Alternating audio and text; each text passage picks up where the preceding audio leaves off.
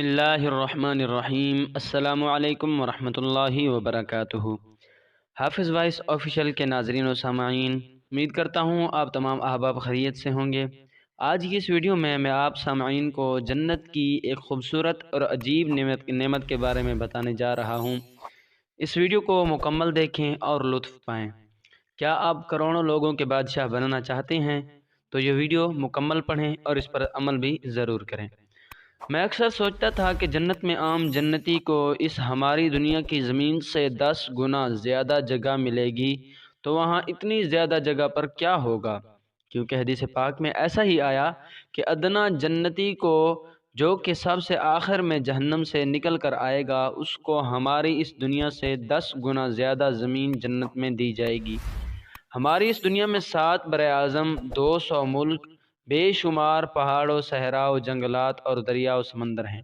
تو ان جنتیوں کی جگہ کتنی ہوگی جو شروع سے ہی جنت میں جائیں گے؟ وہ جو سب سے آخر میں جہنم سے نکل کر جنت میں جائے گا، وہ سب سے ادنا جنتی ہوگا، اور میرا یقین کہتا ہے کہ وہ ادنا جنتی امت محمدیہ کا فرد نہیں ہوگا، بلکہ سابقہ کسی امت کا فرد ہوگا، کیونکہ اس امت کے تمام مومن اعلیٰ جنتی ہیں۔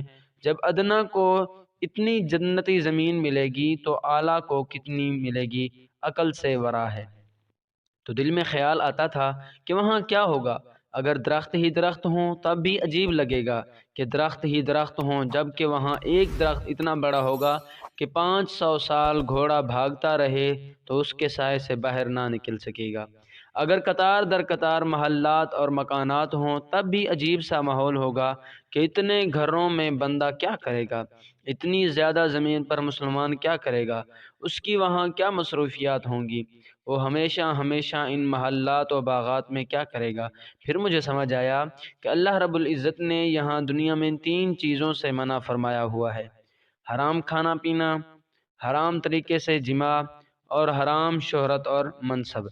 جو حرام کھانے پینے سے باز رہے گا اس کو اعلیٰ قسم کے کھانے ملیں گے کہ ہر لقمے میں 70 قسم کے ذائقے اور اعلیٰ مشروبات یعنی شراب طہور نصیب ہوگی۔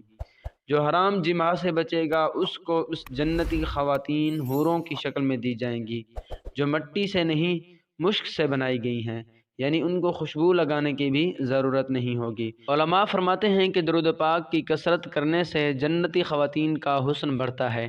جو زیادہ درود پاک پڑھے گا اس کی خواتین کے چہروں کے حسن میں اضافہ کیا جاتا ہے۔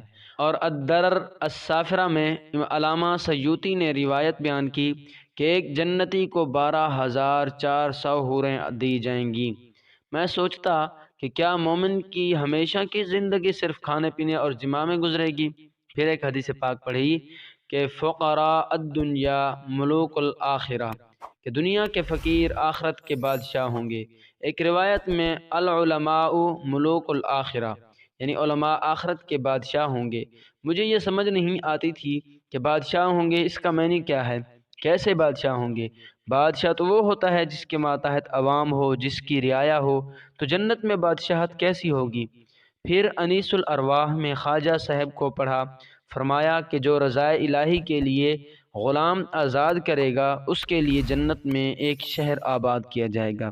تو بس پھر مجھ پر کھلا کہ جو اتنی زیادہ زمین ہوگی اور وہاں علماء و فقراء بادشاہ ہوں گے، تو اس کا مطلب ہے کہ وہاں مومن کے لیے ملک کے ملک آباد کیے جائیں گے، جن ملکوں میں رعایا ہوگی اور وہ اس بندہ مومن کے ہر لحاظ سے ماتحت ہوگی، یہ ان کا بادشاہ ہوگا۔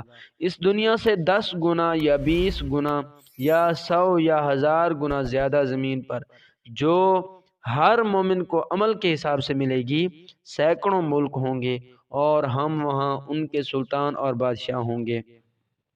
کھانے پینے اور جماع کی شہوت ایک طرف، مگر ہٹاؤ ایک طرف ہو جاؤ، بادشاہ سلامت تشریف لا رہے ہیں، دربار سجاؤ، ہاتھ باندھ کر کھڑے ہو جاؤ، خدام و خادمین حاضر کرو، ملک کے وزیر و مشیر بلاؤ، اور ان سب کا لطف و مزہ سب سے منفرد اور عظیم ہوگا۔ جو یہاں دنیا میں حرام شہرت اور ناجائز منصب ترک کرے گا تو اس کو وہاں عظیم سلطان بنایا جائے گا۔ جو یہاں اپنے منصب و مقام کا استعمال اچھا کرے گا اور ساتھ ہی میں عاجزی کرے گا وہ وہاں کا سلطان ہوگا۔ کبھی وہ مشرق میں اپنی رعایا کی خبر گیری کرنے جائے گا، اور کبھی مغرب میں رعایا کا حال پتہ کرے گا۔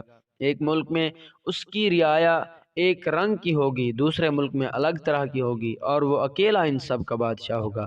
کبھی علماء سے ملاقات کرنے جائے گا، کبھی علماء سے ملاقات کرنے جائے گا، کبھی اولیاء سے ملنے حاضر ہوگا، کبھی دوست و احباب کی جنتوں میں حاضر ہوگا، تو کبھی انبیاء کرام علیہم السلام کی بارگاہوں میں حاضری دے گا، تو کبھی قسمت چمکی تو جناب محمد مصطفیٰ صلی اللہ علیہ وآلہ وسلم کی بارگاہ عالیہ میں حاضری سے مشرف ہوگا، تو کبھی خود ان نفوس قدسیہ کی مہمان نوازی کرے گا۔ الغرض جو نعمت مزے کی ہوگی وہ ایک غریب آپ مجھ جیسے مسلمان کا وہاں سلطانوں کا سلطان بننا ہوگا، اور اس نعمت کا لطف و مزہ یقیناً بیان سے باہر ہے کہ جب کروڑوں لوگ ہمارے نام کے نعرے لگاتے ہوں گے تو کیا محسوس کریں گے۔ یہ سوچ ہی عجیب سی لذت دیتی ہے۔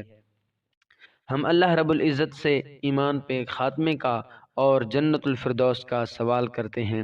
انبیاء کرام علیہم السلام کے بعد میں ذاتی طور پر جنت میں جن سے ملنا چاہوں گا ان میں ابو السلاطین سلطان عثمان غازی اور عارف باللہ امام عبد الوہاب شعرانی اور سلطان صلاح الدین ایوبی ہیں۔ آپ کن سے ملنا چاہیں گے؟ کمنٹ میں ضرور بتائیے گا۔ تو یہ تھی آج کی ہماری ویڈیو۔ امید کرتا ہوں آپ کو یہ ویڈیو پسند آئے گی۔ ویڈیو پسند ہے یہ ویڈیو کو لائک کریں، کمنٹ میں اپنی رائے کا اظہار کریں، اور اس ویڈیو کو ثواب کی نیت سے آگے ضرور شیئر کریں۔ جزاک اللہ خیرہ۔ دعا کرتا ہوں کہ اللہ تبارک و تعالی ہم سب کو نیک اعمال کرنے کی توفیق عطا فرمائے، تاکہ ہمیں بھی یہ نعمتیں نصیب ہوں۔ آمین ثم آمین۔